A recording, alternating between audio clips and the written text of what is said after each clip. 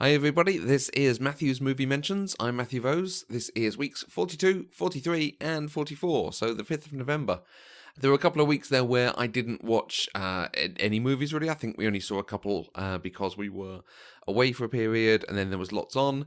And then suddenly I did watch a lot, so this is slightly strange. Normally I'd combine several weeks into one to do, I'm just going to do a quick catch-up.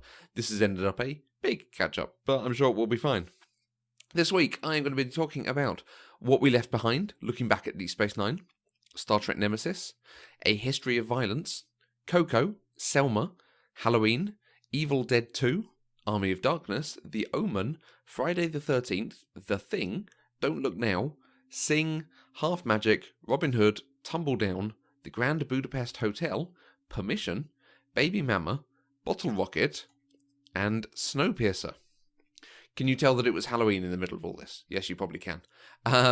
What We Left Behind, looking back at Deep Space Nine. So we went to Destination Star Trek, a Star Trek convention in Birmingham, and we attended the public premiere of this documentary.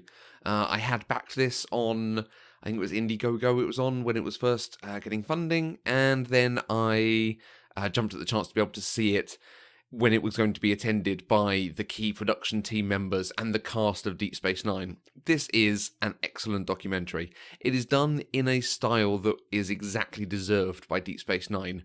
The series did things differently from other Star Trek series, so looking back on it, they conjure up an idea of what might be the opening of a new season. They use some clips of them making the documentary as support for the examples being given in the documentary. That's a hard concept to try and explain, but there were things that they obviously found in the making of it that helped them with the characterizations they were giving to people. And they discuss stories shared, but by going back and forth between different interviews and different things going on. It's not a vital documentary in terms of the process or the making of Star Trek or anything like that, but it is an absolutely vital watch for any Star Trek fan. Star Trek Nemesis. At Destination, I cosplayed as Admiral Janeway from this very film. So when we got home, we were very tired after several days on our feet rushing around doing Star Trek-y things, so we wanted something simple to watch, and this is definitely a simple film. It's probably the first time I've seen it since it was at the cinema, maybe the second. It's not a great film. I think I'm now at a point where I can appreciate when it becomes not great, and I can ignore those moments that aren't so good so that I can appreciate what it does well. But that said, it's not great. A History of Violence. I'd been recommended to the film a number of times, so I actually bought a copy of it to watch. It's an interesting film. It often goes in a direction that I don't expect it to. But that said, it never took any of those directions to somewhere that I felt was particularly novel.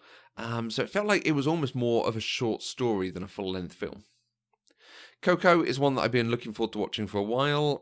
It's a very fun film, not as strong as Inside Out or some of the other Pixar films, but very heartwarming. It does the delivery of everyone at the end very nicely. Selma is one that I had to watch over an extended period. I watched half of it on the train home ages ago, and then when I got home and went to finish it, it had come off Netflix, and when my iPad connected to the internet, it said, you can't watch this anymore, and stopped me. But it's now on iPlayer, so I got to watch it.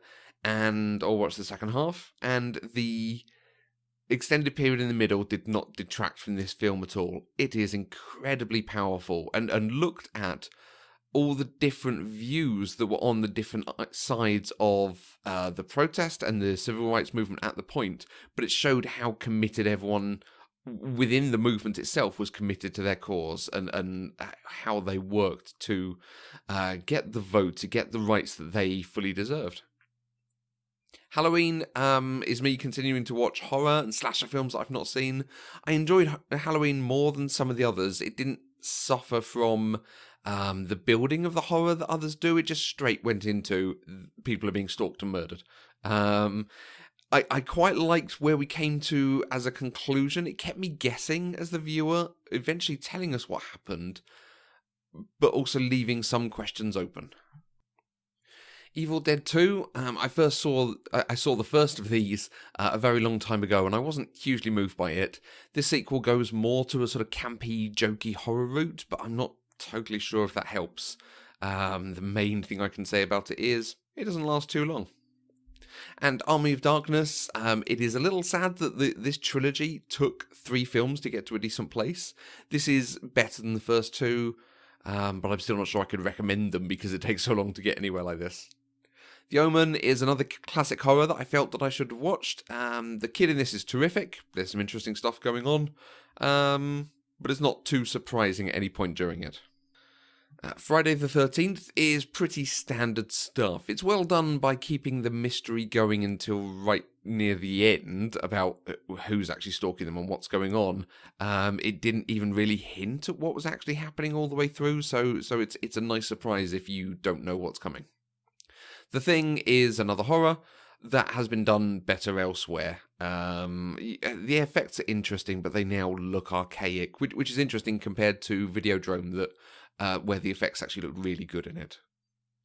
Don't Look Now was as good as expected. It's not perfect. There's times it's a little bit too unhinged, but in all it works really well. It is gripping throughout. You're not entirely sure what you're going to see, but you know that there is something going on that's going to be interesting and horrific. So that's one worth checking out.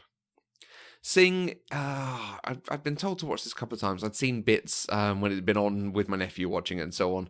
I feel like the film is missing one more character, one more plot or thread to kind of hinge everything together better.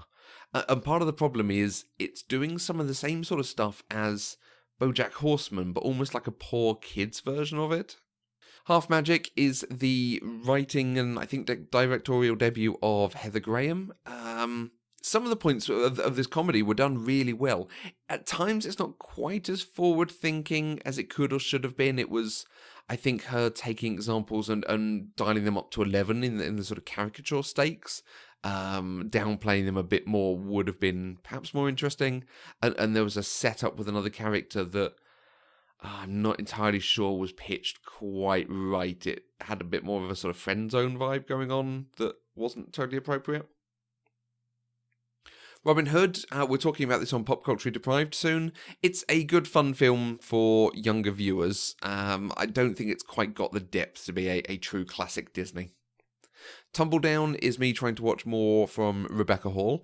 I really liked her pairing with Jason Sudeikis. It's probably better than his pairing with Anne Hathaway in Colossal. There was a really nice depth of emotion about this film that was on show, that it helped sell the premise of the film really well. And The Grand Budapest Hotel is me trying to watch more from Wes Anderson. I think his style doesn't really gel with me. I enjoyed the core story of this, but the fact it was trying to do multiple time periods reminiscing about it, I think the setup didn't work, and I would have just enjoyed it as a pure story itself. That kind of setup of people looking back on an adventure always makes me feel like they didn't know how to do the ending of this very well. Permission is more Rebecca Hall.